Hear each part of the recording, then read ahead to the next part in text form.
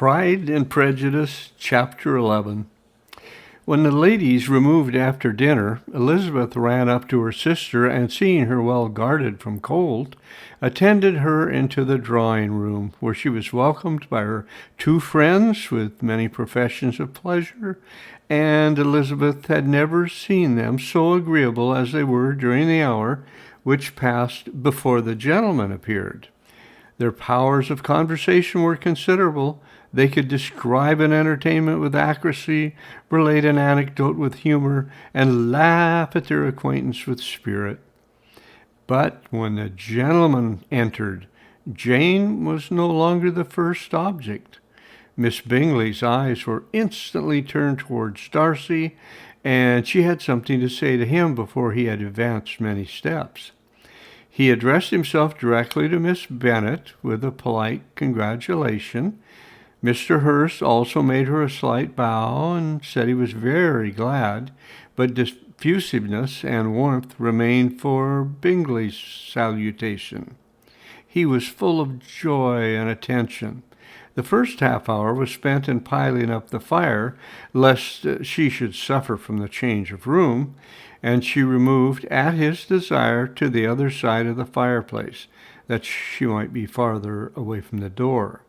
He then sat down by her and talked scarcely to anyone else. Elizabeth, at work in the opposite corner, saw it all with great delight. When tea was over, Mr. Hurst reminded his sister-in-law of the card table, but in vain. She had obtained private intelligence that Mr. Darcy did not wish for cards, and Mr. Hurst soon found even his open petition rejected. She assured him that no one intended to play, and the silence of the whole party on the subject seemed to justify her. Mr. Hurst had therefore nothing to do but stretch himself on one of the sofas and go to sleep. Darcy took up a book, Miss Bingley did the same, and Mrs. Hurst, principally occupied in playing with her bracelets and rings, joined now and then in her brother's conversation with Miss Bennet.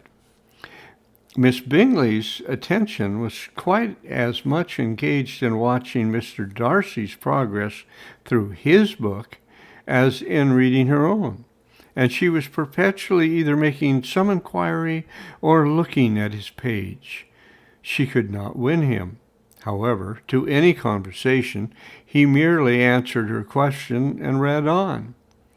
At length, quite exhausted by the attempt to be amused with her own book, which she had only chosen because it was the second volume of his, she gave a great yawn and said, "How pleasant it is to spend an evening in this way!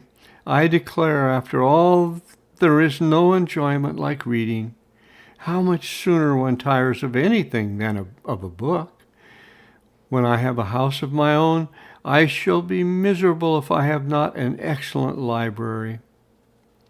No one made any reply. She then yawned again, threw aside her book, and cast her eyes around the room in quest of some amusement, when, hearing her brother mentioning a ball to Miss Bennet, she turned suddenly towards him and said, "By the by, Charles, are you really serious in meditating a dance at Netherfield? I would advise you, before you determine on it, to consult the wishes of the present party. I am much mistaken if there are not some among us to whom a ball would be rather a punishment than a pleasure." "If you mean Darcy," cried her brother, "he may go to bed, if he chooses, before it begins. But as for the ball, it is quite a settled thing, and as soon as Nicholas has made white soup enough, I shall send round my cards." "I should like balls infinitely better," she replied, "if they were carried on in a different manner. But there is something insufferably tedious in the usual process of such a meeting. It would surely be much more rational if conversation instead of dancing made the order of the day." "Much more rational, my dear Caroline? I dare say, but it would not be near so much like a ball. Miss Bingley made no answer, and soon afterwards got up and walked about the room. Her figure was elegant, and she walked well, but Darcy, at whom it was all aimed, was still inflexibly studious. In the desperation of her feelings, she resolved on one more effort, and, in turning to Elizabeth, said, "Miss Eliza Bennet, let me persuade you to follow my example and take a turn about the room. I assure you it is very refreshing after sitting so long in one attitude." Elizabeth was surprised, but agreed to it immediately. Miss Bingley succeeded no less in the real object of her civility. Mr. Darcy looked up. He was as much awake to the novelty of attention in that quarter as Elizabeth herself could be, and unconsciously closed his book. He was directly invited to join their party, but he declined, observing that he could imagine but two motives for their choosing to walk up and down the room together, with either of which motives his joining them would interfere. What could he mean? She was dying to know what could be his meaning, and asked Elizabeth whether she could at all understand him. "Not at all," was her answer, "but depend upon it, he means to be severe on us, and our surest way of disappointing him will be to ask nothing about it." Miss Bingley, however, was incapable of disappointing Mr. Darcy in anything, and persevered, therefore, in requiring an explanation of his two motives. "I have not the smallest objection to explaining them," said he, as soon as she allowed him to speak. "You either choose this method of passing the evening because you are in each other's confidence and have secret affairs to discuss, or because you are conscious that your figures appear to the greatest advantage in walking. If the first, I should be completely in your way, and if the second, I can admire you much better as I sit by the fire." "Shocking!" cried Miss Bingley. "I never heard anything so abominable. How shall we punish him for such a speech?" "Nothing so easy, if you have but the inclination," said Elizabeth. "We can all plague and punish one another, tease him, laugh at him, intimidate. As you are, you must know how it is to be done." "But upon my honor, I do not. I do assure you that my intimacy not yet taught me that. Tease, calmness of temper, and presence of mind. No, I feel he may defy us there. And as to laughter, we will not expose ourselves, if you please, by attempting to laugh without a subject. Mr. Darcy may hug himself." "Mr. Darcy is not to be laughed at," cried Elizabeth. "That is an uncommon advantage, and uncommon, I hope it will continue, for it would be a great loss to me to have many such acquaintances. I dearly love a laugh."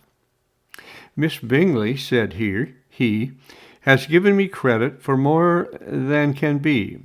The wisest and best of men, nay, the wisest and best of their actions, may be rendered ridiculous by a person whose first object in life is a joke."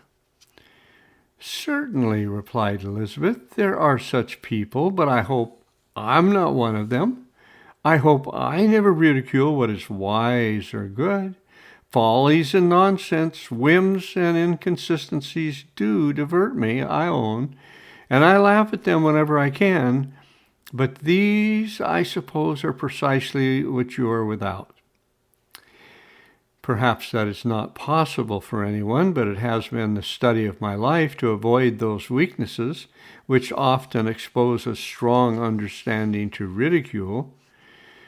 "Such as vanity and pride?" "Yes, vanity is a weakness indeed, but pride, where there is a real superiority of mind, pride will always be under good regulation." Elizabeth turned away to hide a smile. "Your examination of Mr. Darcy is over, I presume," said Miss Bingley. "And pray, what is the result?" I am perfectly convinced by it that Mr. Darcy has no defect. He owns it himself without disguise." "No," said Darcy, "I have made no pretension. I have faults enough, but they are not, I hope, of understanding. My temper I dare not vouch for. It is, I believe, too little yielding, certainly too little for the convenience of the world. I cannot forget the follies and vices of others as soon as I ought, nor their offenses against myself. My feelings are not puffed up with every attempt to move them. My temper would be perhaps resentful. My good opinion, once lost, is lost forever." "That is a failing indeed," cried Elizabeth. "Implacable resentment is a shade in a character, but you have chosen your fault well. I really cannot laugh at it. You are safe from me."